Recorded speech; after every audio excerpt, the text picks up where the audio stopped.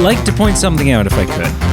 There's something that I would kind of like to let sink in. If you can't do that here, I'm not sure where you can do it. Right? If the episodes of this podcast were Spartan soldiers, Leonidas DiCapriosis would now have his army. So at what point do we get slaughtered and send one messenger off to... No, it'll all be fine. This is going to play out different. It'll play out different. It'll all be fine. It'll all be fine. Sure. 300. Okay, 300 indeed. 300 episodes short. And I'd say a winding path to get here. Do the intro and then we'll break it down more. Okay. Hello and welcome. Welcome to the Movie Man podcast. I am Peter. My ancient Greek history referencing / mid 2000s movie referencing co-host is Brady. Mm-hmm. And 300 episodes, and I like what a diverse road we've taken. I'm not even talking about like COVID and the growth in our show. Well, you had to bring that up, huh? You couldn't let bygones be bygones. You're like, well, how can I really celebrate 300 episodes? Well, let's talk about the plague of the 21st century. Sure, let's go. Well, I'm just thinking of how we got here. Like, we've got our bread and butter, our voting options, which is a lot of fun to let the viewers just have their voice. Mm-hmm. It's a fun component. Another aspect is our new reviews. Mm-hmm. Our newer to the scene, but I'd say equally as relevant is our movie news segment with you and Carl. Mm-hmm. All our guests that we've had on, I won't list them all, but just the diversity of crew that we've had of, Emily and Aaron and Carl and the diversity that we've had. You name husband and wife. All these different people we've had. There's Emily, her husband, and there's Emily's husband. We got Marshall, the regular on the show. We've got all the times that Carl was just a guest. There is. Now he's an employee, but he was a guest. See, that's what happens. That's what happens that's the danger you run. If you're a guest too many times. Right. You just start being on the payroll, except not getting paid. Mm-hmm. Yeah. And even just like different interviews we've done, our most recent one with Alan Unker, and just all the different things, all the different components. It's not just the same thing each week. It's a lot of different varieties and spices of not just the films we're reviewing, but the topics we're covering. So I think it's kind of a fun, and it's been an organism. It's a fun road we've taken that really now it's starting to take shape, that we've got this kind of tapestry on the wall and all the pieces that are together. But it kind of just started with like a thought, and then we kind of kept growing it, and then did some different stuff and changed things as it needed to be changed. And here we are. And we're probably going to change some more, and that's okay. That's just the way things work. And it's fun. Yeah. It's, you know what? I've said this like several times, but I think it's worth at 300, looking back on 300 episodes. I guess that's not true. Looking back on 299 episodes. That's true. It's worth just pointing out how against the odds this partnership has been. Yeah. How strange just the planets aligning, it just strange that the two of us who truly did not know each other. Like I would say when we started this podcast, we were maybe good acquaintances. Right. Or possibly like third tier friends, like whatever the lowest, like, yeah, we weren't like, I don't know. We weren't like, were you, I'm going to sound like such an insensitive dick here. Were you at my wedding? No. I was. Oh, you were? Yeah. Okay. Okay. But think I remember. would say, But not the reception. yeah, no, I was there for that too. Oh, see? I broke in. That's how little of friends we were. I don't remember you being at my wedding. Well, and the thing is, I feel it spoke to our relationship because, like, I think that we were maybe on the fringe of, like, you know, if your wedding had been 6 months earlier, maybe I wouldn't have made the list because I was kind of newer in your life, and I think it also spoke to it too that, like, I knew more people at your wedding than I really knew you.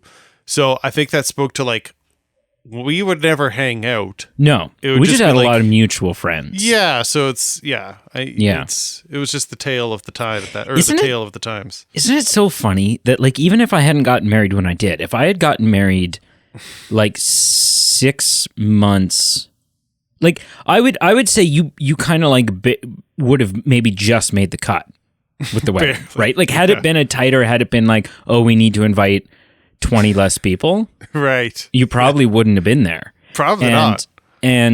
But what's so funny is, like, even if the timeline had not been when I had gotten married, even if it had been when we started the podcast, like 6 months before we started the podcast, you would have still been in that same bracket of, like, you know, I don't know, who knows? Right. But 6 months after that, and this just goes to show you, like, what a difference a year can make.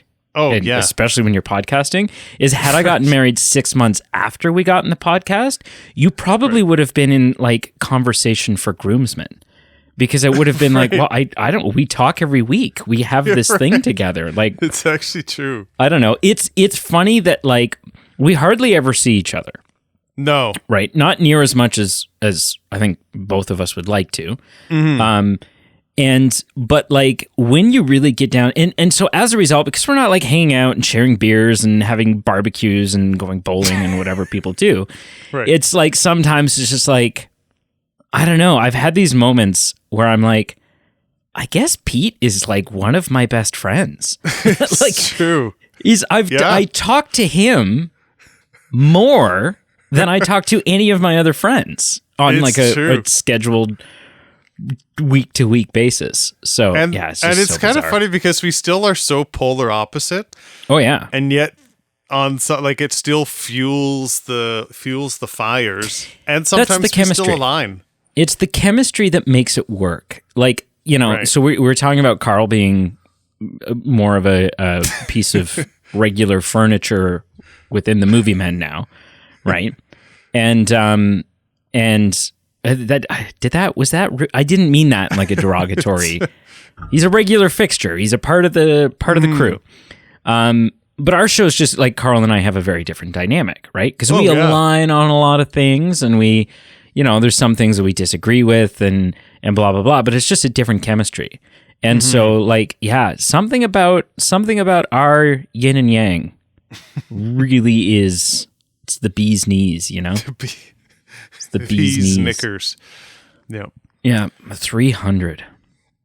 Well, what could we possibly talk about that would be worthy of 300? Lost in translation. We discussed it. Let's talk about the things we discussed. Let's build up to this. So we talked about Lost in translation. Yeah.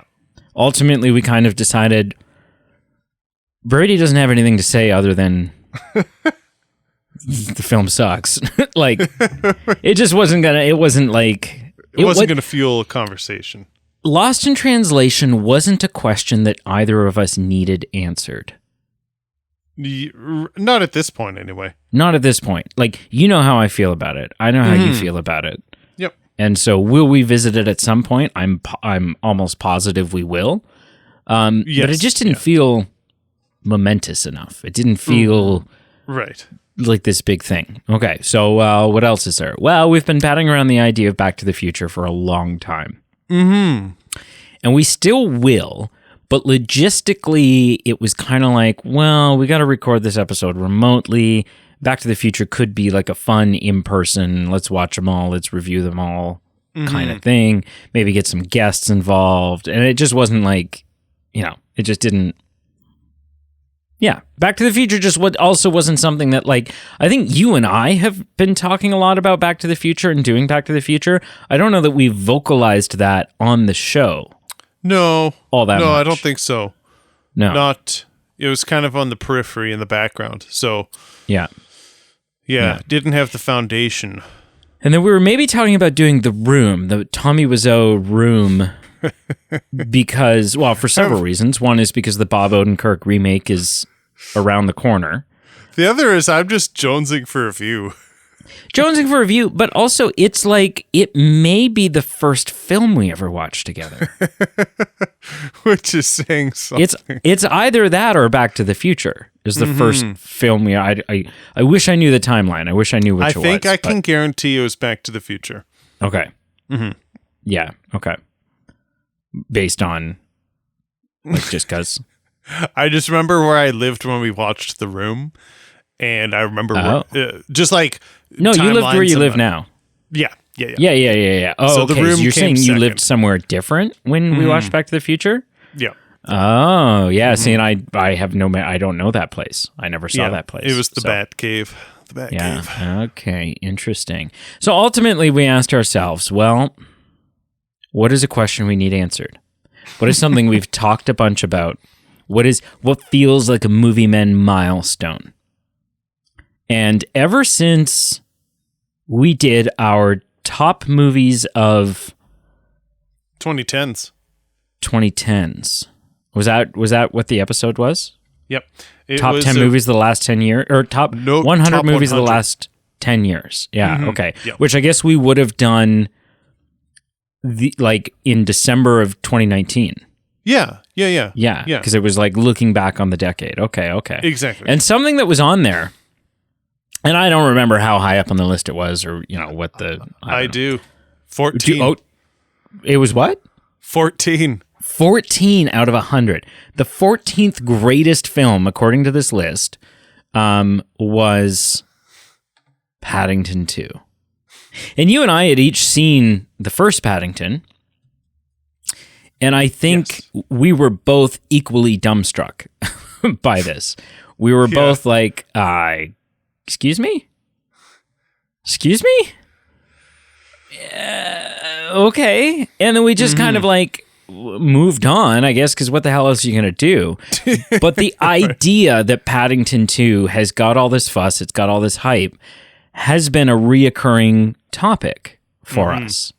And so it felt right, I think, to sit down and finally not approach this like movie reviewers or critics or fans, but to enter this arena as detectives, as sleuths, to go in and forensically figure out who is and who is not full of shit here. Because somebody must be. Because you know what? The first Paddington, I don't know, it was cute, but it was like, Of course. I don't know, Top it was like kind of 100 like a worthy? dime a dozen with the other animated. Yeah, right? And so Paddington 2, like, what the heck could it have been? So we're here. We're going to talk about Paddington 2. We're going to spoil the hell out of it. So, if you don't want to know who dies and who doesn't die and who's having an affair with who and, whatever, all the nitty gritty details of Paddington 2, then maybe click away. But if not, thank you so much for not only joining us right now, but for several years, for 4 years and 300 episodes of podcasting. 4 years. Yeah. 2019, man. 4 years in 2 weeks. What? Oh, yes. Yeah. Yep. Yeah, that's the other thing. We're approaching the end of the 4-year anniversary of the podcast. Nuts. Yeah, that's wild. All right. Man. Do you have trivia, or should we just do initial impressions? Yeah, so it'll be mostly rapid fire stuff. The end, it's like, it'll be a quasi, like, do you know this? And if you don't, then I'll just share it with you. All right. I thought this was of note. Sally Hawkins, who was obviously in this film. Yeah, I love Sally Hawkins. One day after completing her demanding underwater scenes for The Shape of Water, which was also in 2017, she flew from Toronto, Canada, to London, England, in order to begin production on this movie, only to find out she would shoot underwater scenes in this movie as well. Son of a gun. Of note, writer and director Paul King dropped out of the 2017 film Wonder in favor of making this movie instead.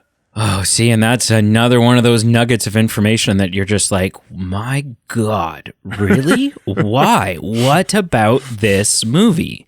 Yeah, okay. So just to peel the layers back a bit, Carl and you, I have not seen it, so I didn't really partake in this conversation, but you both shared that Wonder is not only like a good movie, but like metaphorically tear-jerking and messes you well up, done and messes you up. Yeah. So my question is, I don't think that made the top 100 on our list or on IGN's list. So I'm curious if at the end of this review, you're upset that Paddington 2 was on this list and Wonder was left off. Interesting. Okay. Yeah. Yeah. In early 2021, another reason why we're just asking the what, whys, and whens of this film. In early 2021, this movie beat Citizen Kane, which is obviously an iconic film, is one of the greatest films of all time according to Rotten Tomatoes, ranking Scores. systems and scoring metrics. So, Citizen Kane, again, nothing to sneeze at. Filmmakers and film pundits alike, sing its praises.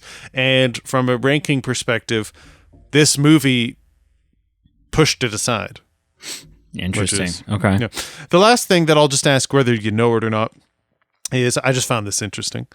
Okay. Sally Hawkins, I feel as an actor that I just instantly recognize. I'm like, oh yeah, Sally Hawkins, of course. Yeah. Yeah. And when I start looking at her filmography, and I don't mean this as a slight, I just look at all the films she's in, and I really, there's not a ton that I recognize. I don't go, oh, of course, that's what I remember her from. I just look at them and oh yeah, she's in this. I've not seen it. And yeah, you mentioned Shape of Water. Yeah, things like that. But regardless, she has a face that's familiar to me. And I was looking at her filmography, and I just got a kick out of this. Do you know what the first item was on her filmography? I do. You do? I do. Please. Yeah. I'll lead it up. I'll lead it up just for the viewer, just in case they don't know. Okay. So you'll give the answer, but I'll say, what iconic film series is the first ballot or the first item on her filmography list? And it's 1999, which is worth noting. Yes, sir. She is, and I mean, keep in mind, I don't even know if this is technically a credited role. I don't think it is. This is not a speaking role. This is a in the background as an extra type chimney of thing. sweep number 4-esque. Yep. But she's in The Phantom Menace. Yeah, isn't that wild? Yeah. What a thing to cut your teeth on. No kidding, eh? Right? Yeah, I mean, I'm thinking about giving this acting thing a try. I think I'll do Star Wars. I think I'll do probably the most anticipated Star Wars film of all time at that point. Honestly. Right? Everyone was like, oh my God, we're getting more Star Wars. Yeah. And I mean, I would love to have a whole podcast episode in that, because you could make maybe the argument for Return of the Jedi just because of where Empire left off, but the time gap was only 2 or 3 years, so we're not, Phantom Menace was a good 15 or 20 years of building anticipation. Interesting point about that. She was in the, wasn't she in the newer, Godzilla films, I think. You might be right. And she's in the upcoming Wonka movie. Yeah, I'm not too familiar with that. Yeah. Oh, man. You don't know about this new Wonka movie? No. Oh, Willy Wonka. The Willy Wonka movie. Oh, sorry. Yeah. Yes. Sorry. For some reason, I thought you were saying Waka. WOCH. So, and it's worth bringing up because there's actually several items of crossover here. But this new Wonka movie, I am so excited for this thing now. It's coming out this year still. Right? Timothée Chalamet, Hugh Grant, Keegan-Michael Key, Sally Hawkins, Rowan Atkinson. Oh, jeez. This cast is I'm so freaking excited for it. Anyways, yeah. Okay. Do you have more, or that was it? That was kind of that was it. That was it. Okay. Initial impressions. Listen, I went into this so critically. I feel like I need these disclaimers. I need to admit that I went into this film very critically, very ready to pick it apart. Not because, that's a fair thing to do to movies, and not because it's a children's movie or any of those things, but because of what's been said of it. Yeah. Right? Because of the title it boasts. I'm like, well, okay, I will not be lenient. And I think I've stood by that, and I'm not going to be lenient at all.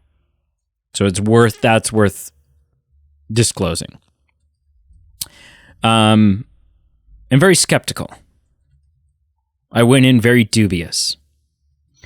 And I will tell you that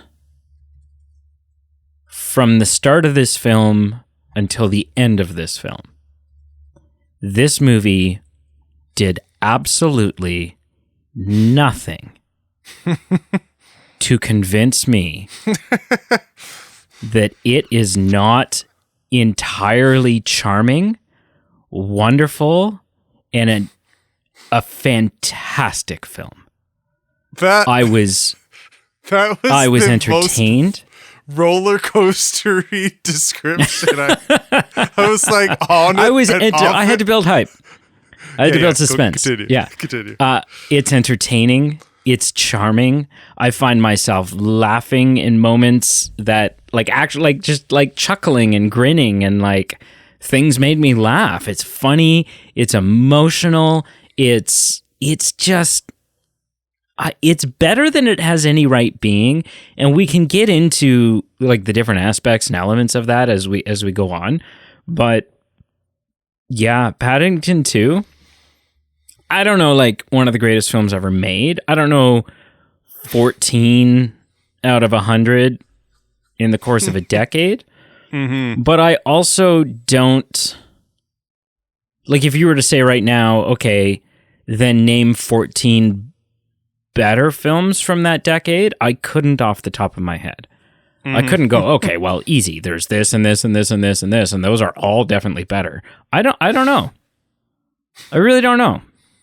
It's high up there, in my opinion.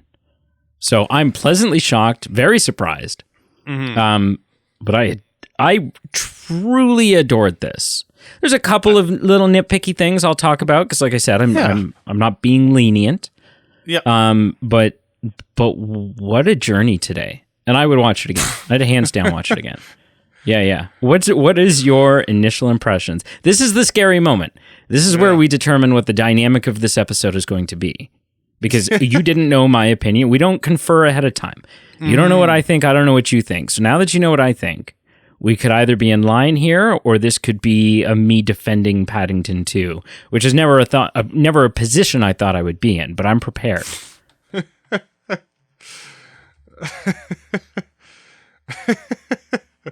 What a time to be alive. Yeah, I'm curious to break down some of these finer points with you. And unless you have a better way to break down after my initial impressions, the way I broke it down was great moments, top 100 worthy, and underwhelming moments, how did it get to top 100? I feel like that's a way to break it down. And depending on how many are in each category would obviously be the indicator of how I felt about this film. But yeah, you hyped it up. IGN, and I'm not sure if it said it was the 14th best. It was the 14th of the films they gave. So, playing devil's advocate, they maybe just said, here's 100 great films. Yeah, in no particular order. No particular order. And, that is still a pretty big claim. 100 is still a big deal. But yeah, I could definitely name some films from the 2010s right off the top of my head that I like better than this. And I'm not just, that's just because there are films I'm more passionate about. But so IGN hyped this up. Even in pop culture, this film has just a reputation I've watched. I'm not sure if you've watched it yet, but The Unbearable Weight of Massive Talent. There's a scene. Yeah, I recommended it to you. Yeah. Oh, The okay. Nicolas Cage, the self-referential Nicolas Cage movie. Yeah. There's a I scene- watched it I can tell you, I watched it in the first or second. I watched it in the first 2 weeks of May last year. I know where I was when I watched it. Yeah. At a bus stop in Puerto Rico. Yeah, and I think it was the same. Was it the same night I watched Pig? It might have been. I think I was on like I think I watched Pig. I was if you remember, I was feeling real down, and I needed a distraction. And so then I watched Pig, and you cried. And then I was borderline suicidal, and so then I was like, okay, I need something. So then I stayed up super late and watched The Unbearable Weight of Massive Talent, so that I could like at least try to go to bed with a smile. Yeah. Same night. Yep. But yeah, in that film, there's a sequence between Pedro Pascal and Nicolas Cage where they're talking about films, and Pedro Pascal brings up Paddington 2, that it's one of his favorite films, and he says, I cried throughout the entire thing. It made me want to be a better man. And then after they watch it together, Nicolas Cage is in tears, and he goes, Paddington 2 is incredible. And as a side note, I felt like that was kind of meta, because in Paddington 2, there was this kind of National Treasure-esque book story. Yeah, it had a treasure hunting. Yeah. But the point is, whether it's IGN, whether it's modern day films, pop culture references, there's something about this film that is just hitting with people. And I actually didn't mind it. I don't think I loved it as much as maybe the way you're saying. I think I'm right in the middle. I think it's fine. I'm not sure if it's top 100 of the decade worthy, or even top 20 of the decade worthy. I think for a kid's movie, it is a lot. It differentiates, it separates itself from a lot of kids' movies. And we'll get into that with some of the great things about this movie, just for like color palettes and just different visuals. It does a lot more than most kid movies would try and do. So I think it has some good elements. I think overall it's just kind of in the middle, on the fence. But, for something that's so self-aware, even just all the lines of like, never bring a gun or never bring a knife to a gunfight, and some Home Alone 2 voice recorder shenanigans. Yeah.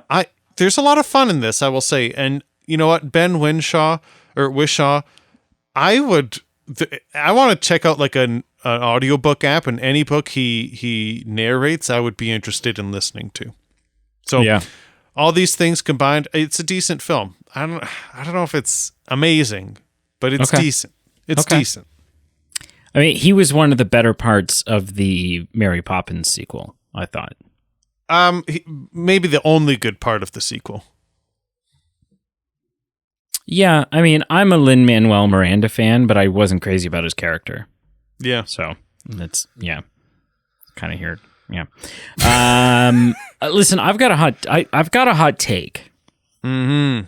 And I wasn't sure when to present this, but I think it's worth presenting now. Actually, I have two hot takes. One is sort of a reference to what you said about the Nick Cage and Pedro Pascal thing, and the other is whether or not I think it belongs in the top 100. So the reference, the hot take that involves the Pedro Pascal thing. When this film ended, like the ending of this film, when the credits rolled, I wasn't like, there weren't tears running down my face, but I was teared up. My eyes watered. So it's a side note, like just as a piece of film, that's incredible. Yeah, exactly. The other, so does it belong in the top 100? Are there films that I can think of? Because I said I wouldn't be able to think of 14. Can I think of films 14's a lot. Yeah, can I think of films that I would say the argument is there that they're better than this one? I mean, like the first thing that pops into my head is something like Interstellar, right? Interstellar being this like iconic, really masterfully put together film. So things like that.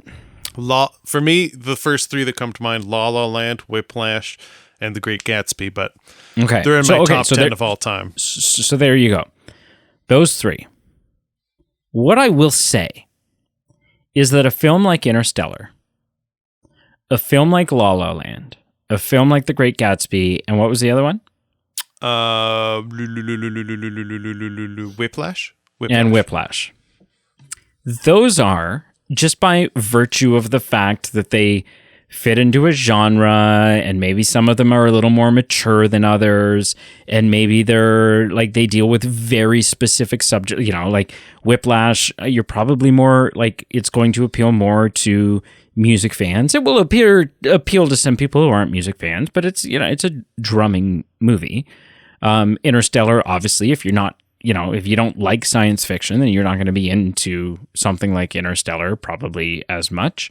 Great Gatsby, I would say, is a very, although a lot of people like it, Great Gatsby is a very specific taste. Like it's a very specific style of story and storytelling and genre. And so what I will say is those films, although I'll say the majority of those films I think are excellent, and certainly belong in the top 100. I would also say for each of those films, hey, you know what? But it's not for everybody, right? It's not. Interstellar is not for everybody. It's an incredible film, but Interstellar is not for everybody, and that's just understandable, and it is what it is. For sure, yeah. Paddington 2, being kid-friendly, but also as an adult, I found it very funny. I found there was a lot of like humor that even as an adult, I was appreciative of, that I enjoyed. And the storylines and the whatever, just the approachability of this story, sort of the wide-reaching universal aspect and feel of this movie. I would say that if you're the type of person that says Paddington 2 is not for you, that type of movie is not for you, it doesn't have to be your favorite type of movie. It doesn't have to be your go-to. But I would argue that Paddington 2 is a film that was made for everybody. Right? Interstellar isn't. Interstellar is made for a certain interest type. But Paddington 2, I think, is a film that I would argue feels like it was made for everybody. And if you're like, Paddington 2 is a stupid kid movie, then my appraisal of that would be, well, maybe you need to soften up a little bit. Maybe you need to give it a chance. Maybe you need to tap into something that you haven't tapped into in a long time. Right? Even in a sense that I wouldn't say for something like Mary Poppins. You know what? Maybe musicals aren't for you. Maybe you don't like musicals. Great. Well, Paddington 2 is not a musical. Right? It's kid-friendly. It's funny. It's cute. It's charming. It's emotional. It's well acted. Right. Yeah. And it's got more depth in it than I think most children's movies. Like, it tries harder and actually emphasizes what a good narrative is and a good story, and giving reason for the things that are happening and the motivations within the film, then I think a lot of children's films feel like they need to. Because a lot of kids' films, I think, go, wow, they're just dumb kids. Like, it doesn't matter. This will happen, and it'll be funny and goofy, and it'll look cool on the screen, and the kids will like it. Whereas this film was like, no, like, what? We can't just do that without there being a logical reason for that happening. And so anyways, that is kind of how I feel about it, right? Is Interstellar a better film? Maybe. I don't know. You could say, Who knows? That it's subjective, but I will say that Interstellar's not for everyone. Yeah. I do think Paddington 2 was made for everyone. And those that don't enjoy it are maybe just... I don't want to just say, like, my gut reaction is to say, well, if you don't like Paddington 2, then I think there's something wrong with you, because that seems like narrow-minded of me. But it's adjacent. How I feel is adjacent to that. It's you know, if you're like, Paddington 2, it's a cartoon movie about a bear that blah, blah, blah. And it's like, okay, well, get over that and actually consume this film. And I think there's something there for everybody. So, yeah. You know, actually, that's a good take. I don't think I have anything to say about that because I think that's right on. Yeah.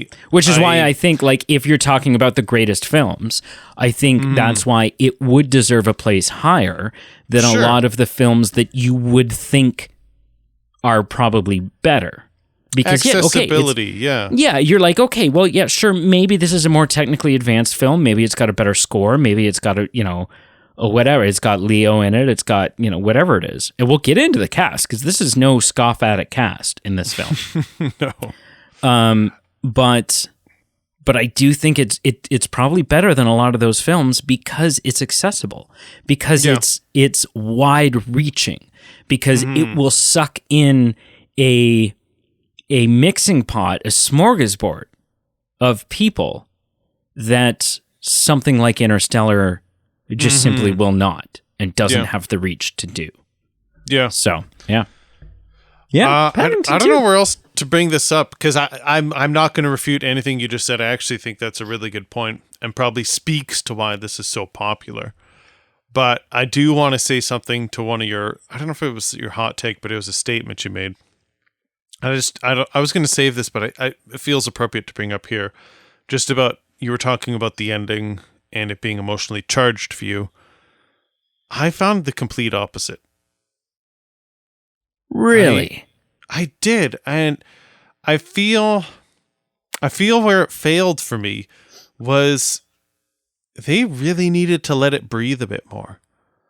They elaborate on it. Let us see them. If you don't want to show us them spending time together in London, that's a choice. That's fine. I would have been there for that. I think it would have been heartwarming. And I know you see pictures of it, so that's fine.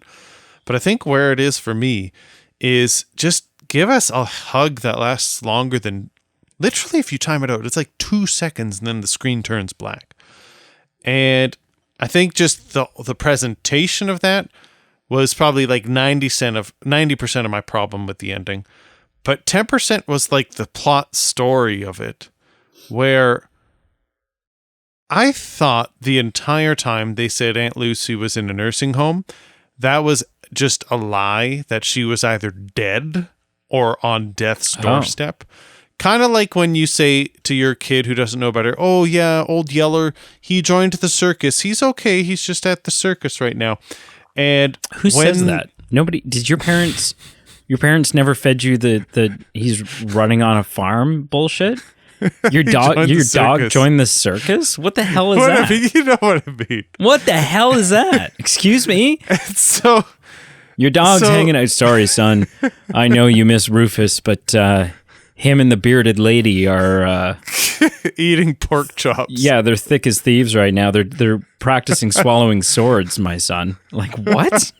So the fact that just last minute the film practically pulls out of its ass that, you know what, Paddington, because no one else has ever had this thought before, we decided we'd fly Aunt Lucy here. And I was like, what in the actual hell? If this is physically possible, why hasn't this been done yet? The people that he lives with, why the hell wasn't that option number one for a gift for him to be with his only living relative? The fact that they just sat on this till hell and earth just come upside down, that this is finally the time. This is the time they decide, you know what, we should probably fly Aunt Lucy here. It's not that it was physically impossible that she was dead or physically not probable because she was on life support or something. Just that they just had never thought of it before. Anyway, sorry. I don't have an argument against. And I'm not trying to nitpick. I'm just saying why it didn't work for me. Yeah, I don't have a logical this is why Aunt Lucy couldn't come. But I find it funny. Do you know how I know you're passionate about this disgruntlement that you have?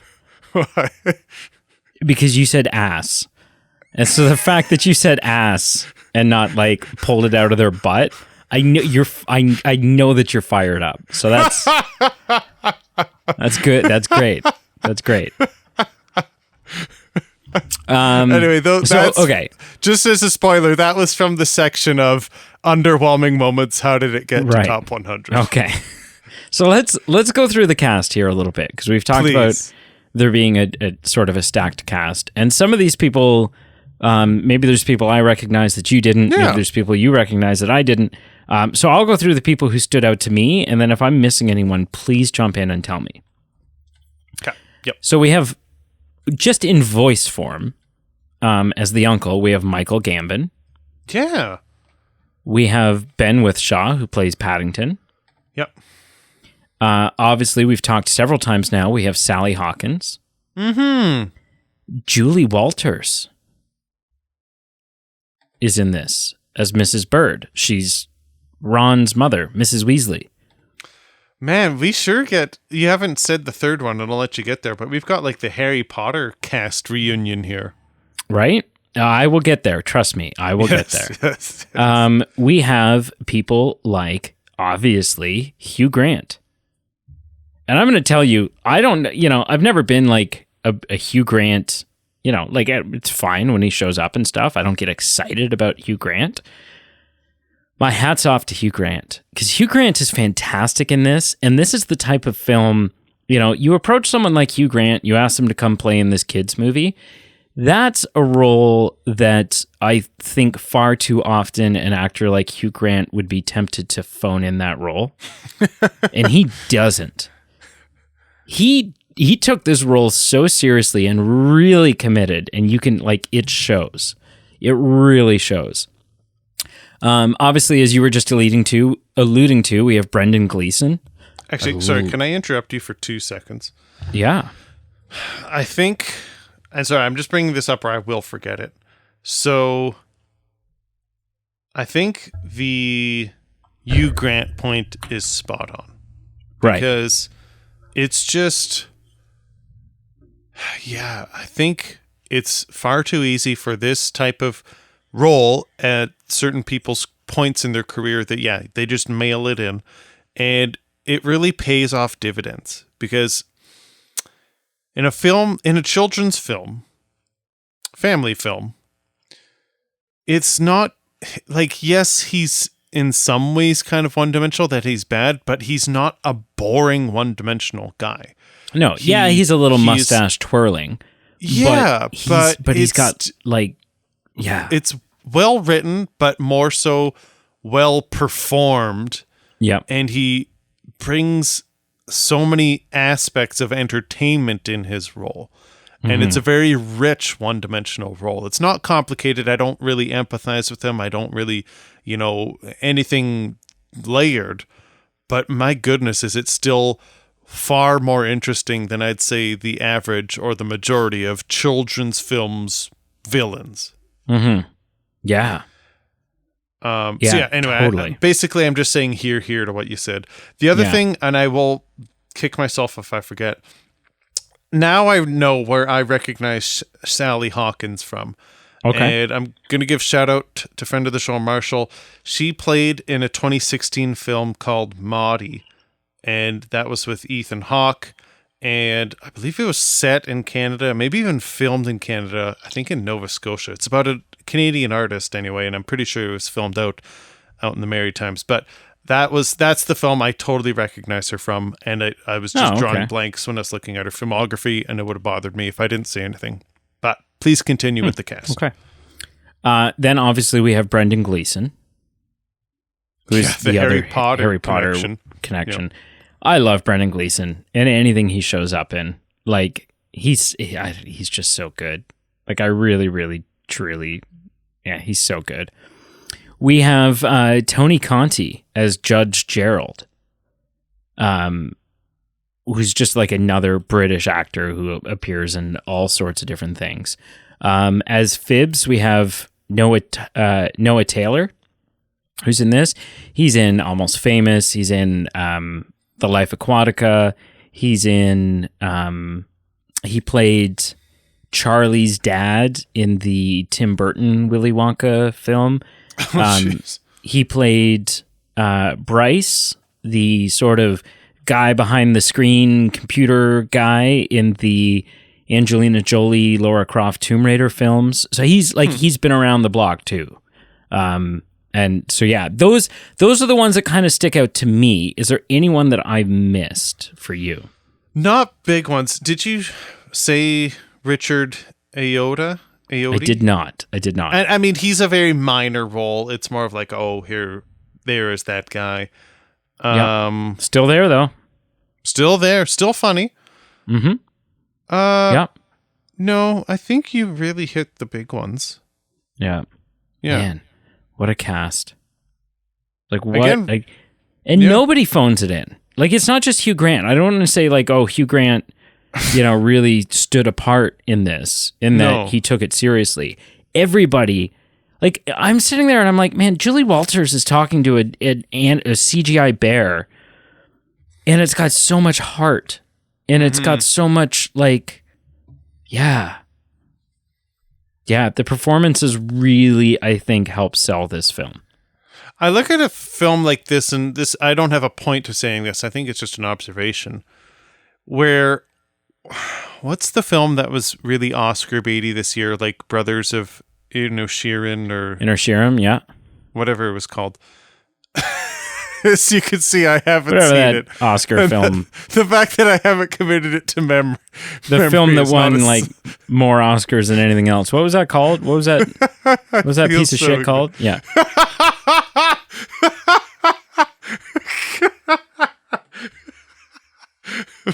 My point is, as I stall and just hope that it shows up here. Oh, the Banshees of Inisherin. There we go. Yeah, the brothers.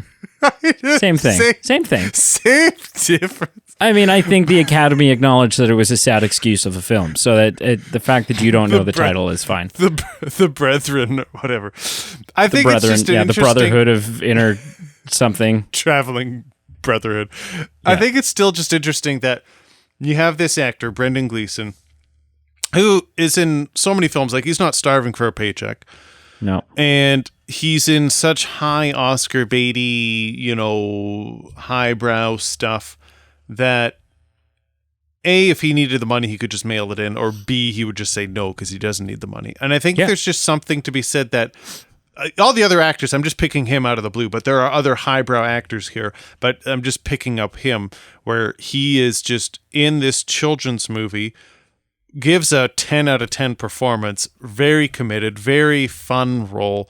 And I think there's just something to be said to, like, maybe that's just part of what these actors are seeing in this script and why they're signing on and wanting to be in it is just because of what this offers. And one of the reasons maybe of things that it offers that you mentioned is just that it's just a kind of it's for everyone and it's accessible, and because it just deals with this concept of just a benevolent character wanting to make the world better, wanting to be with the people that are in his world and making it better. And that's very relatable to anyone who watches this, whether it's Nicolas Cage or my neighbor down the street.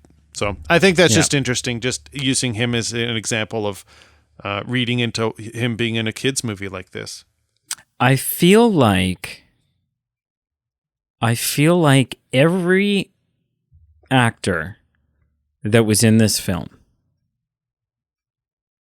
even the bit like Julie Walters and Sally Hawkins and Hugh Grant and Brendan Gleeson, I feel like everybody treated this film as though it was the biggest and most important acting job they'd had yet.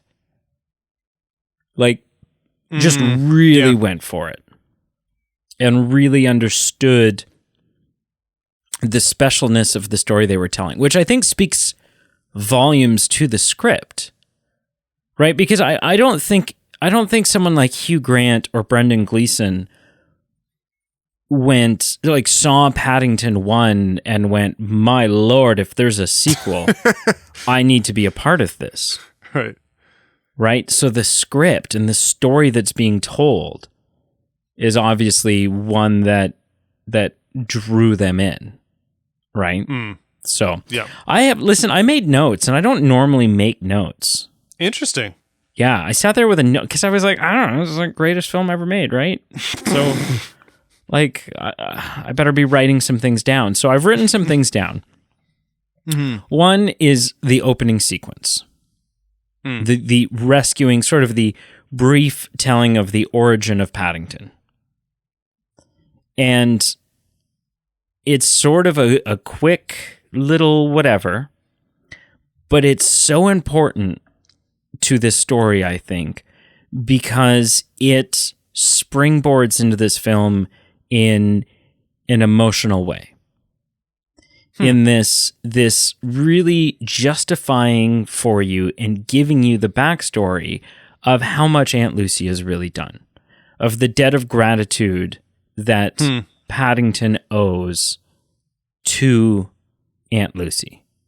And that, like, I'm guessing at this point, Paddington's only been in London. Like, I don't know how long it's been since the first movie passed, maybe a year? Right? Paddington hasn't been there long. And it's been painted that Paddington is the reason why Aunt Lucy never got to go to London. Her dream was to go to London. It's always been her dream. Yeah. But then, sorry, pal, we're not going to London anymore. And he's like, well, why? And she's like, because we have a cub to raise. And she did the thing that so many great mothers do, which was, my dreams and wishes and the goals that I have no longer matter. It's the dreams and goals of my cub.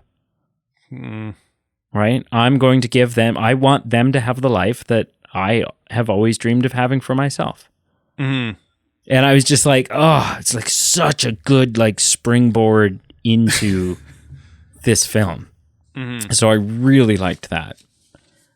Visually, like, Paddington never looks bad. The CGI in this, I'm not going to say he's a photorealistic bear. Well, no. But I thought... But you don't need that. No, and I thought he looked good. And simple things like, I'm sitting there watching this pop-up book animation scene where Paddington and Aunt Lucy are, like, traversing through London, and it's in the pop-up book setting. And I'm just like... This is an expensive sequence. Like, I'm sitting there looking at this going, wow, this is visually stunning. It's interesting to look at. And it's really well done. And it's just this, like, fun, artistic storytelling concept, right? And the film does that several times, whether it's, like, a really creative cut from one scene to the other or... whatever it is. I've got actually written further down on my list, I've got the prison diorama. When the prison break first starts and the little diorama, the little model of the prison opens up and you see the cross section with all the cells and stuff. And the prison break begins that, and that's the way they transition into that scene. And I'm like, oh my goodness, that's so creative and it's so well done. It's so well done. So I appreciated that. Yep. No, I was in good. I was in stitches. I was laughing so hard during the barber scene with the hair clippers gag. Oh my gosh, I love that. Like, he turns them. He's like, "Oh, I'm not the barber. I just clean up." And he's like, "Yeah. That's all I want. Like a little off the top and a little off the sides, and don't touch the front or whatever." And he just he turns these clippers on, and whether it's him shaking or the fact that then he answers the phone and his voice is shaking because of that. And it was so, and then he's on the phone. He's like, I can't really talk right now. I think I'm about to shave a customer. And then the thing, like, the cord falls short, so he's not able to do it initially. Like, it was just, I really, really, really thought that scene was hilarious. Like, and I think that's one of the beauties of film, because that scene just wasn't there for me. I think of the two categories, this was a little bit more underwhelming for me, the not top 100 category. Okay. And I think that just It was just a bit too slapstick for me, and it just wasn't my cup of tea. What did you think of the gag then? Because another gag that I was like, this is a predictable gag, but it's being executed beautifully. Sure. Is when Paddington starts, he's in the kitchen and it's the joke about how heavy the sacks of oranges are. And so the guy's like, well then, take them one at a time. And Paddington's like, okay. And he's one juicy orange. 2 juicy oranges, 3 juicy.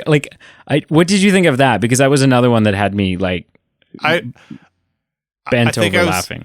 Indifferent to it. I don't think I didn't mind it, but I wasn't laughing at it. Really? It was okay. Okay, all right. It was okay. Yeah. Something I wrote down here, something that really grinded my gears. Something that I was just like, it was heartbreaking to me. Was the fact that every time Hugh Grant found a clue, he defaced the book by writing it into the book, by scratching it into the page. Right. It just bothered the hell out of me. I was like, this super old, really historic, fun book that's in this antique shop, and you're just so money focused. You don't care about the history of this book at all. Mm-hmm. And that was such an important dynamic in this film. I think the thing that sucked me in over and over and over and over and over was Paddington's moral compass and his innocence. The fact that the fact that there was a treasure, Paddington doesn't care, but that means nothing to him. Means nothing to him. The most important thing to the world, his number one wish, is to get this book. And not because he thinks it's cool, and not because it's worth $1,000, but because he believes that is the nicest gift that he can get for his aunt, to show her the appreciation for everything she's done. Yeah. Which is the same thing at the very end, when that hug happens. Paddington says the script is perfect. The line is flawless. Because all this stuff has happened. And he's hugging his aunt, and it's not, I can't believe you're here, or I've missed you so much, or, any of those things. It's happy birthday, Aunt Lucy. And it got me, man. I was like, it was just, it was so good. It was so well written. Yeah. So well written. Yeah. Yeah. Do I have anything else for the judge being? I loved the judge being put in his place. I loved the judge in general. I love that Paddington is sentenced by the guy whose hair he messed up. That was a great gag for me. And then the fact that he shows up again and that his wife Gertrude puts him in place. Right. Right. She's like, Gerald, I want you to shush. And he goes, yes, Gerald, or yes, Gertrude, or whatever her name was, right? Yes, Gertrude, dear. He just realizes he's overstepped. He's gotten a little too powerful in his overbearing masculine patriarchy role that he has. Right. And then the other thing that I wrote down that I really thought, oh, you know what? This is genius writing. This is so well done. And nothing in this film is done without purpose. Right? So Jonathan wants to be cool. And so he's given up on trains. That's introduced to us very early on. He's hiding his love for steam trains.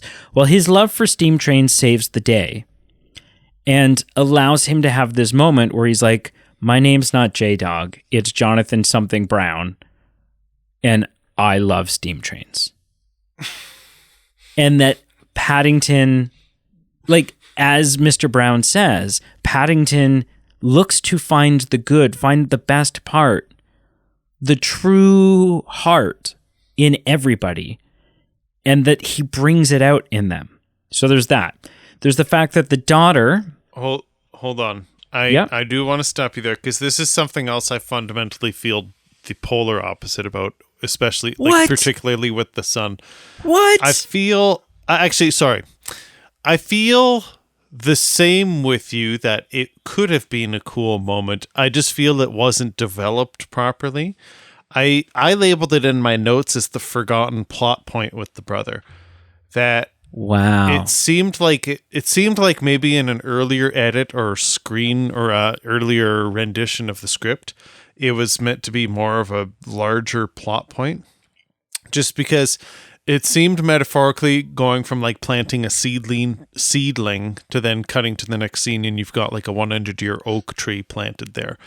It really just seemed like it was missing some development, missing some contrast. So then just it went from the point of like him hating trains to then jumping to the end. Like I feel like for a bit more of a natural progression, we needed some more touch points, probably particularly with Paddington, with helping the boy try and retrace his roots of what he's passionate about and finding the good in things. So I feel like it had shades of trying to do something cool with it, but it felt a little forced or kind of not connected in Do you know what's crazy? How it was presented. I think that what you're proposing would have killed it.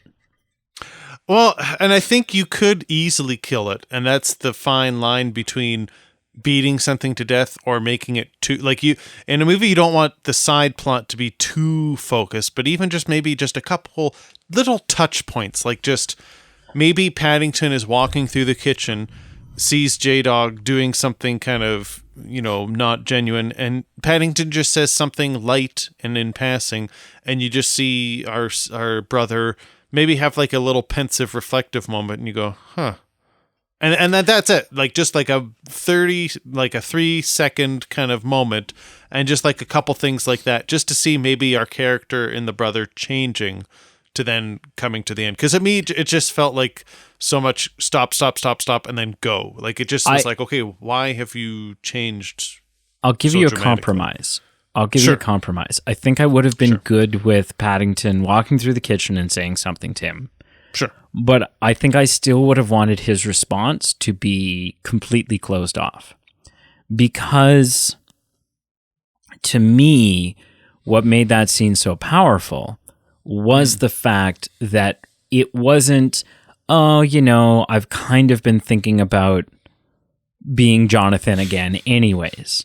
Right. It was that in the moment where his friend, his brother Paddington, needed him, he realized this act that I've been holding up, this person I've been pretending to be, is not me. And I am just going to... So for me, the whole stark contrast was crucial. And is what made it. It was kind of a come to Jesus moment. Yeah. Yeah. Fair. Or I maybe don't see that, but I see the merit. I see the merit in what you're saying. Less impactful, but still was like an important setup and then follow through, was that the sister is into like printing press stuff.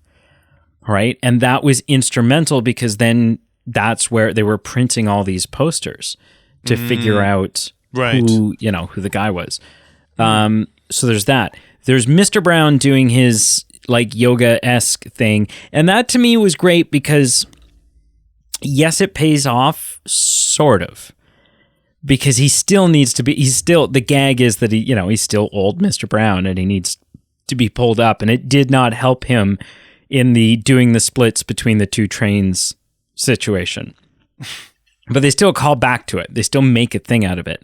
The biggest thing for me, the biggest callback that I thought, man, this movie, it doesn't just throw things at you. It really sets it up and feels like a well-rounded setup and then satisfying execution, is that Mrs. Brown has been training for swimming.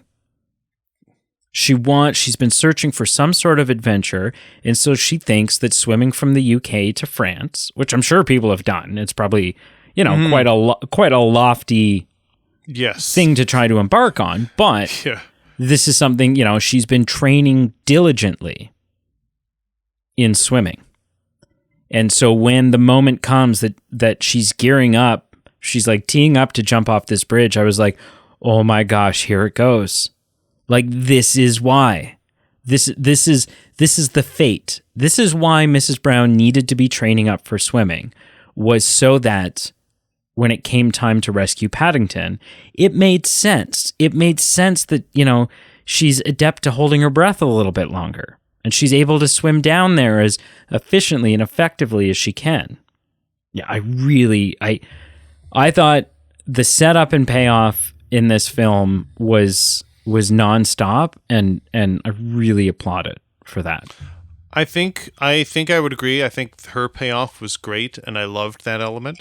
And I think I had a lot of fun with just this sub plot point of the husband having this midlife crisis, and it wasn't too much, like it wasn't distracting. It was just very fun.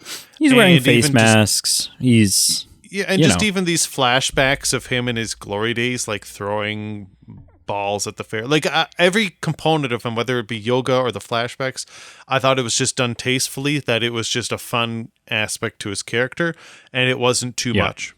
Yeah, no, I would agree with those things. Yeah. So what are some things that didn't work for you? I only have, you're going to be happy, I have one more bad thing to say, and then the rest are good.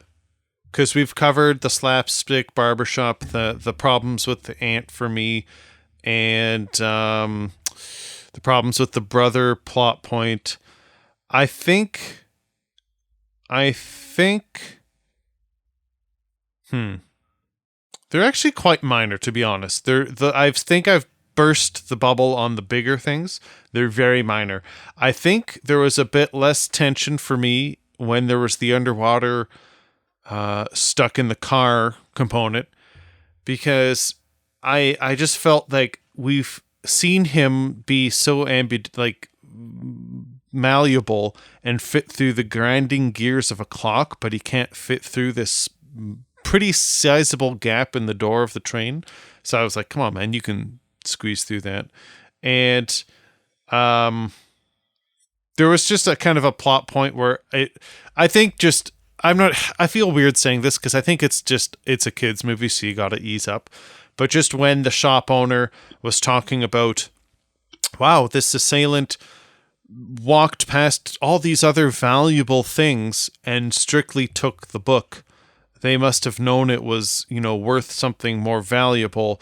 And they took it as like, okay, this is going to help us vindicate, or like it's our starting point to proving Paddington 2 was really innocent. And for me, that is almost more of a damning plot or fact, where you go, okay, this clearly sounds like the musings of a bear who just didn't understand that he could have had much more and just went for the thing he wanted. So I did think of that. Yeah. I listen, of all the other things I think I want to hang my hat more on, this was just, it's a kid's movie. Move on from that. I can't believe I didn't mention Jim Broadbent, who plays Mr. Gruber, the shop owner. I love him and everything. Did I mention him? I don't think I did. Because he's also a Harry Potter connection. Yeah, Jim Broadbent. Jim Broadbent. Yeah. Maybe I thought you said him, but you didn't. Professor Horace Slughorn. He's in The Borrowers. So how many Harry Potteries do we have? Is it just the 3? Michael Gambon, Brendan Gleeson, 4. Jim Broadbent. Who's the 4th? And Julie Walters plays Mrs. Weasley. Oh, right. So yeah, it is the 4. 4 Harry Potter connections. Yeah. At least. At least. At least. It's quite possible that there's, because they're all like, they're British actors and stuff, right? So it could be like, the guy that was one of the prison guards or whoever was actually one of the guys working in the Leaky Cauldron. Or, do you know what I mean? Like, Oh yeah. They've pulled a lot from that. I'm going to kind of do a quick little search. You tell me the other little nitpicky things you have. That is it. The rest is all good stuff. So if you're ready to be cheered up. Hit me with some good stuff then. Okay, the good stuff is actually more big picture, so that might be good news for you. I found another connection. Who? The woman that does the voice of Aunt Lucy is Dolores Umbridge. That's hilarious. 5. We're up to 5 Harry Potter Paddington 2 connections. Jeez. Yeah. Dolores Umbridge. Yeah, she's the worst. She really is. Yeah. Oh, and there's an actor who played the postman named Joel Fry, not from Harry Potter. I just recognize his face. Okay. There's maybe someone somewhere knows him, but I'm sure statistically, maybe his mom knows who he is. I feel like that's, yeah. Okay, let me. Do I want to start big or do I want to start small? Start small, build up. Sure. Okay. You listen. We talked on Hugh Grant being an incredible villain, very complex in its own way. I think something else this did that was different than other children's films was the visuals. I can't think of another children's film that had such an artistic stamp on it from a cinematography and color palette perspective. I found another one. Sorry. Who? Jessica Hines, who plays the newsstand woman that ends up falling in love with the colonel, which I also loved that. I thought that was great. That was cute. She plays Mafilda Hopcrick in Harry Potter and the Order of the Phoenix. But still, it's a connection. That's 6. Yeah. Jeez. Who could have forgot formaldehyde or whoever you said it was. Formaldehyde. You can't even say it now. Yeah, no, for sure. But yeah, I thought the color palette and the cinematography were great, both on the actual live action segments. There was also just some really artistic elements where there was like, I don't know how you describe it, but it was like a artist rendition of like the burglar in the shop, and like it just kind of cued to these different visual sequences. And again, just for a children's film like this, it definitely had like an artistic feel to it. So I was just shocked by that, and I thought that's a feather in its cap. It's so pleasant to look at, this film. Oh yeah, absolutely.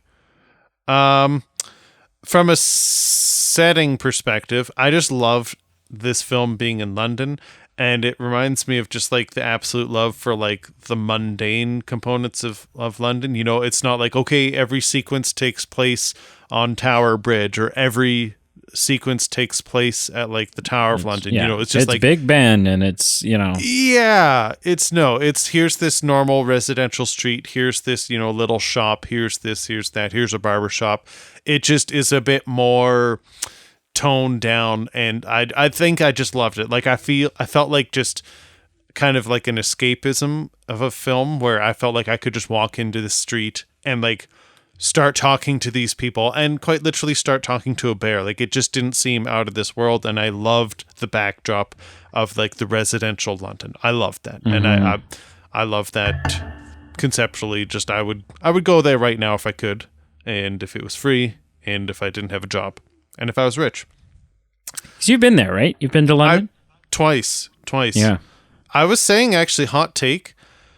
I was telling my wife this the other night. If I was given, like, if I could only go to one of these two options again in my life, either New York City for the first time or London for the third time, I think I'd go London for the third time. Really?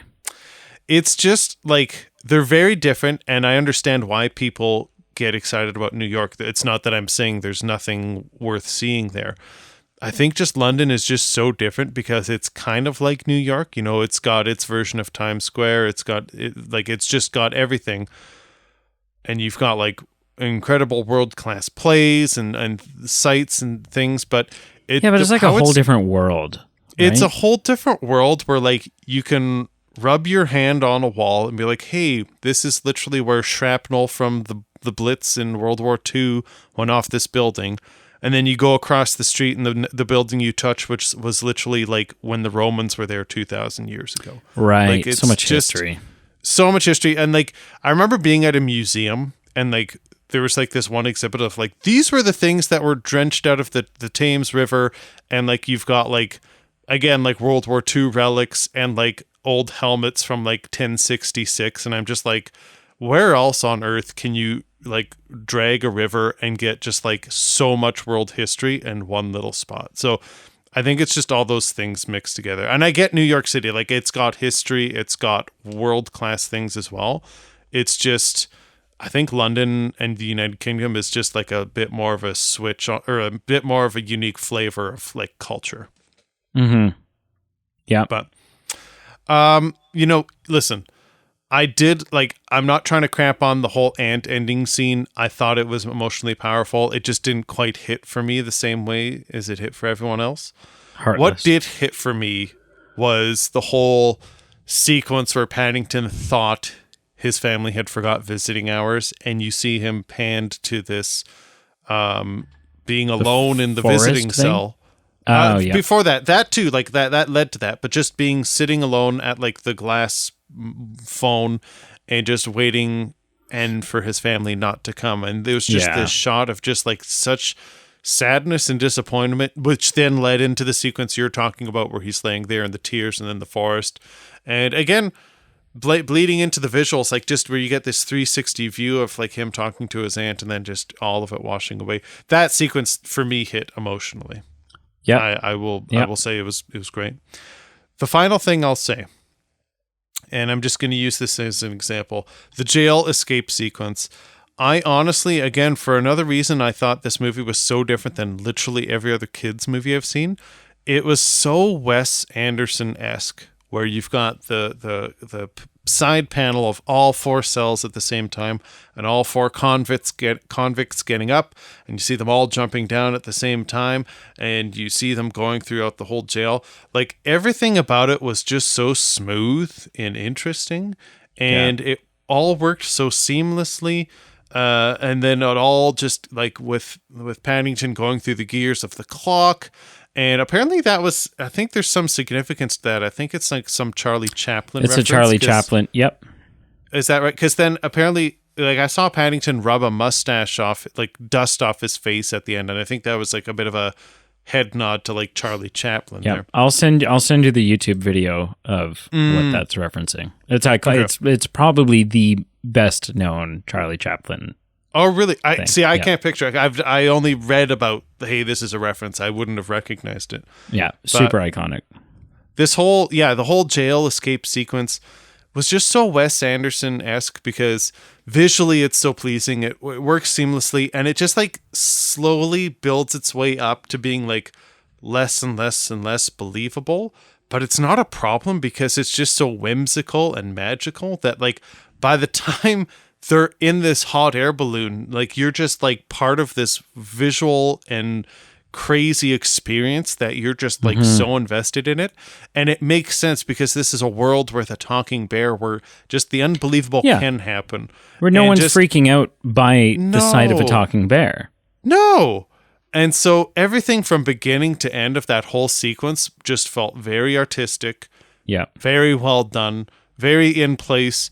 And just when you think about it, being in a kid's movie, just artistically, it really holds its own. So that sequence I will just use as an example of how this film is able to achieve things artistically that, like, Paw Patrol 4 couldn't touch.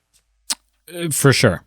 Really, and like, when you think about it. Just like thematically too, like the things that happen in this film, right? Think about where the majority the majority setting for Paddington in this film.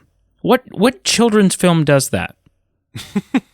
and has jail, him, you mean? And it has him there getting threatened by big thugs, right? And by like it's in the depression that he has, and I swear I'm innocent, and like it's just where so many children's films will take this kind of low-hanging fruit.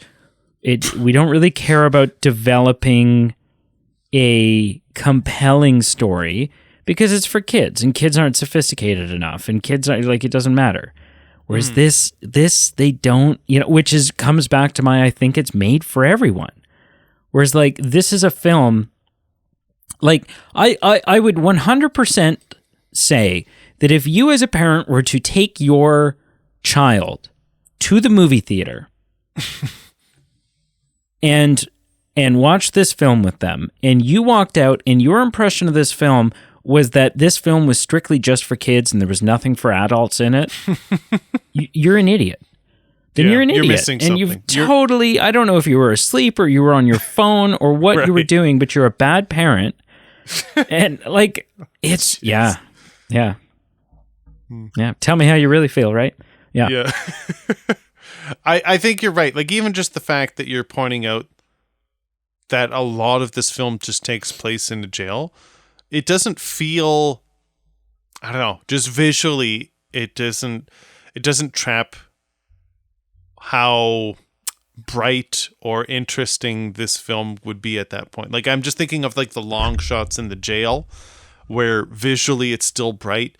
Visually you have like all the characters sitting in a row kind of just in an entertaining way and like interacting with what's it? Crap. Sorry, Brendan Gleeson. Knuckles. Yeah, Knuckles. And just it doesn't get bogged down, like you said, kind of in a depressing way, in a visually boring way, and just it all kind of feeds on itself and just kind of fuels itself up. I think that's a good point. Where else could you have a movie that's set in a jail or and even still just be so bright and vibrant? Even just the fact that 5 minutes into him being there, because of a screw up of his, I thought the scene was hilarious and well done. Mm-hmm. For the rest of it, everybody's in pink. Yeah. Right? Like, it just lightened it. And I think that maybe that was, not only was it a great payoff for a fun gag, but I wonder if it was a very conscious decision to animate a little bit the setting and to maybe bring it back down to a less mature feeling, a little more child-friendly setting. I don't know. Honestly, But, and specifically the jail outfits as well, turning pink, reminded me of like some type of Grand Budapest Hotel or some type of Wes Anderson-esque touch to it. But yeah. No, that's all I got. That's all I have. All right. Well, on a scale of 0 to 10, for the very first time in season 4 of the Movie Man podcast, on a scale of 0 to 10, how would you rank Paddington 2? I can't believe I'm finally asking you that.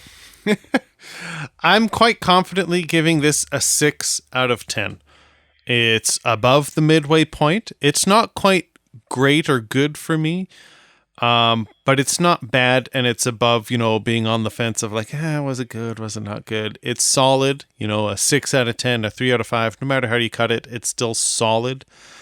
I think ultimately the unique also answer how I'll give ranking this movie. Is it in the top 100 films of 2010s? I'd say probably. Honestly, we were both kind of wild and upset. And when you think about it, like 100 movies is a lot of films. Will I say it's top 10? No. Would I say it's top 20? But top 100, absolutely. Like, I would be hard to find all, like, 99 films that were better than this. You know what I mean? Like, 100 is a big number. And so by the parameters of how we were introduced to this movie being good, which was a top 100 list, I can quite easily say, sure, it might be 98th on that list. It might be 47th. I don't know. But I still think it's top 100 of the decade easily. So still kudos to this film. Yeah. What do you give it out of 10? Because obviously I'm assuming it'll be quite higher. It's a 9. It's 9 out of 10. That's some high praise. Yeah. Yeah. And I'm actually finding myself excited for the prospect of Paddington 3. Do you think there's any cheapening of like what happens into continuing the story? Like, just what do you mean? I think just like if the series were to end with how it ends with him saying "Happy Birthday, Aunt," and like that's how it ended permanently. Do you think that's more powerful than like potentially continuing on the story? Is there anything there to what I'm saying? No, I don't think so, because that's so often, I think, because quite often a movie will end and you'll be like, oh, that's perfect, don't touch it. Right? Don't continue, just end it that way.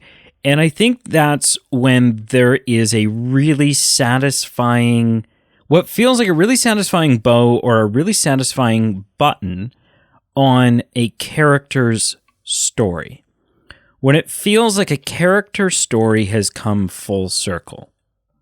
But I don't feel like that's what happened here, right? Like, Sure. I don't feel like it's crying for more, but I also don't feel like, this wasn't the story of Paddington, right? If anything, that could be said about the first one. Now Paddington has a home, and he's accepted into his home, and his family loves him, and blah, blah, blah, right? That's more of that button ending on Paddington's story. Whereas this was the story of Paddington, A, being wrongfully accused, and B, wanting to find the perfect gift to show his appreciation for everything his aunt had done for him. And we got the perfect button on that. But it wasn't like a... something about it just didn't for me scream, and then they all lived happily ever after. Like, there's still, do you know what I mean? Like, there's more to tell. There's more to tell. I mean, now, like, is Aunt Lucy just here to visit? Does Aunt Lucy live in London now? Like, there's more shenanigans and misadventures and stuff for Paddington to get into. And I think that's what makes his character so golden, is that Paddington is not a mischievous character. He's not that, like, I'm going to do things because I'm mischievous and those are going to get me into trouble. He's the most innocent, moral guideline. Like honestly, I don't think it's an exaggeration to say that if you from this moment on set out to base your moral compass and your personality in the way that you approach friendships, relationships, interactions with strangers, what have you. If you set out and you said, I'm going to base everything on the character of Paddington, specifically in Paddington 2, I think you'd be in really great shape. I think you'd be I do. I think you'd be a hell of a human being. And so that, I think that's what makes him so compelling, is he ends up in these situations, but his moral compass is so strong, right? It's not an immediate yes to break out of prison for him. He's like, no, that's not what my Aunt Lucy would want. And it's not... A few things had to kind of align for him to finally be emotionally weak or well, he had to feel like he had no other option. Yeah. And that he was helpless and that and hopeless, and that his family had abandoned him. And that he had nothing left to lose. Right? And he still wasn't even doing it it wasn't like well, screw the system, I don't care. It was, this is the only way to clear my name. Yeah. He was still, there was an innocence in that these guys were going to help him clear his name.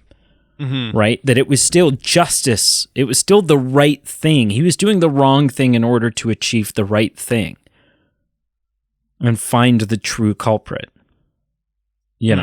but not out of spite for that culprit. It was never, I hate the person that did this to me. Right? It was always, it wasn't, when he was chasing Hugh Grant's character after the robbery, it wasn't, oh, you son of a gun, you're going down. It was, that's not a very nice thing to do to Mr. Gruber and Mr. Gruber's shop. Right? Like, it was, he's just so, I fell in love with his character in this movie. Really, truly did. 9 out of 10. Yeah. What'd you watch this week, sir?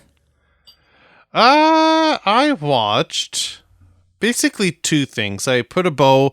A couple weeks ago, I talked about The Departed. I finally decided I gave it a 6 out of 10. And we went through the genesis of the origins of that movie being Face Off. And you got to check out that conversation if you really want to make Brady's ears bleed talking about Face Off. Listen. I continued on in the series of Jurassic Park. We have reviewed the original with the Maters, and I finally got around to watching 2 and 3, and I scored 2 and 3. So, listen. 2 is so good. Don't mess this up for me. 2 is so good. Well, okay. You dropped that you might even think it's stronger than the original. For context, I gave the original 8 out of 10. I gave The Lost World Jurassic Park a 7. It's still good. It's good. It's still good. It's just a hair down. By the time they're running around in San Diego, I'm a little fatigued by where they're going with it, but it's not problematic for me. It's just I've heard what you need to say with this film, but it's still good. An incredible sequel. Love the acting kind of brigade that they bring with like Vince Vaughn and what's the female lead's name? Julianne Moore. Yep. A lot of notable faces. So Vince Vaughn. Yeah. Jeff Goldblum. I mean, obviously Jeff Goldblum. Obviously, but yeah. No, strong cast, strong plot. Steven Spielberg was still involved. So, and the soundtrack for the number 2 one was just as good as number 1. Very good. So 7 out of 10. And the final thing I watched this week, not as good. The 2001 Jurassic Park 3. Oh, it's bad. It's not. It's not. Okay, listen. It's not garbage. I gave it a 5 out of 10. It's not. It's not like it's hot trash. Listen. If you want to talk hot trash, talk about what would it be 5 and 6 if we're counting them 1 through 6. Jurassic World, Dominion, and Jurassic. I wouldn't even call Fallen 5 hot trash, but 6 is like flaming vomit. Like it's just 5 is warm trash. Which 6 is combusting trash. Which is just it's like really grasp what I'm saying by flaming vomit because you need to put a lot of effort in. Like man. Do you know how much work it is to light vomit on fire? Like you really have to have poured all of your suck into this film. So yeah, number 3, you get the return of Sam Neill, you get the return of Laura Dern, you've got William Macy, you've got a good cast, you've got the bones of an interesting story, but it does have some elements that are veering from what made 1 and 2 strong. Not just, I'm not being a snob, but like Steven Spielberg is quite clearly not commanding the ship, and it shows. And just some of the decisions that they made from a story perspective, when they start doing the whole like Velociraptor voice chamber blowing into it and communicating with the raptors, I'm like, okay, I don't know about this. Like, this is a little too far for me. So it's still better than a lot of the films in this series, but it's still a long ways down from how powerful 1 and 2 were. So that is what I watched this week. Mm-hmm. Yeah. What did you watch this week? Cool. I don't think I watched anything. Fair enough. No. Fair enough. Just busy, man. Just like life. Worked a lot, and then it was, it was Mother's Day, and it was like, you know, just stuff going on. Yeah. Got planned, and then this is a busy work week coming up here, but we got plans. Friday, we're going to hop back into the MCU and keep trucking. No, that's not true. It's not true. I watched the first episode of, and it's like an hour and 20 minutes long, so I'm going to say it counts. I watched the first episode of The Last of Us, which is the Pedro Pascal HBO show. Yes. It's done now, it's out, but like a couple weeks ago when it was airing, it was like the water cooler show, right? Everyone was talking about it. Really big deal. I've never played the game. I don't know the story, so I'm going into the show blind. Only watched one episode, and wow. Like, listen, I'm not this like automatic zombie person. Zombie things typically don't do it for me. I don't care about zombie movies. This, like, they spend the first 3 minutes or 5 minutes of the film or the episode sort of with this like flashback to the 60s where you've got these scientists sitting on this like talk show, and they're talking about, the type of thing that could happen in medical science that would cause a very devastating worldwide epidemic and be a real problem and affect human behavior and stuff like that, and the things that could lead to that someday in the future, and if it did, how bad it would be and stuff. And it's just such a smart, like, so often zombie things are like, it's zombies, accept it. Right? It's a virus, or people are real sick, or it's, it's whatever. It's an infection. Whereas this was like really smart. It was really smart. And there was a couple of moments where things happen in this first episode. I won't spoil it. There's a couple of moments where things happen in this first episode where I paused it, turned and looked at Brienne, and I was like, wow. I cannot believe I can't believe that just happened. Jeez. Like, wow. Oh yeah. Jeez. It's something else, and I can't wait to keep going. Yeah, intense in a good way. Yeah, I would recommend it. It's crazy because it's so good that you want to keep watching, but I don't think, like, I defy you to show me the person who is completely mentally intact and would be able to binge this show. I don't think you can binge it. Like, you have to watch it and then kind of decompress for a couple of days or something. Right. Yeah. Right. Yeah. So intense, but so good. So good. Cool. Wrap it up for us, sir. For the very first time in the 300s, wrap it up. Thank you so much for listening. Thank you for joining us today. Please continue along the ride with us. Like, follow, subscribe. Give us a good rating, a good reviewing. Reach out to us, whether it's just a like and a comment. It's free, but it really helps bring attention to the show, and it gives us some good feedback. We appreciate it. Check out our Patreon page, our merchandise page. It's ways for you to help support the show, help us pay the bills, and help the show grow. We appreciate every single one of our patrons, every single one of the people who have supported us in merchandise or Patreon supportage, and it's ways for us to give you some perks back, whether it be the occasional bonus episode and bonus voting. Again, thank you for all our your support, and until next time, where we review movie news or do our next vote or a new release, stay tuned. 300. It's just hitting me now. I know I've said it a lot. It's just hitting me now. We're like halfway to 600. It was like 300 times that I could have been doing something else, but instead I was doing this. And I'll leave that up to you to decide whether those are happy tears or sad tears.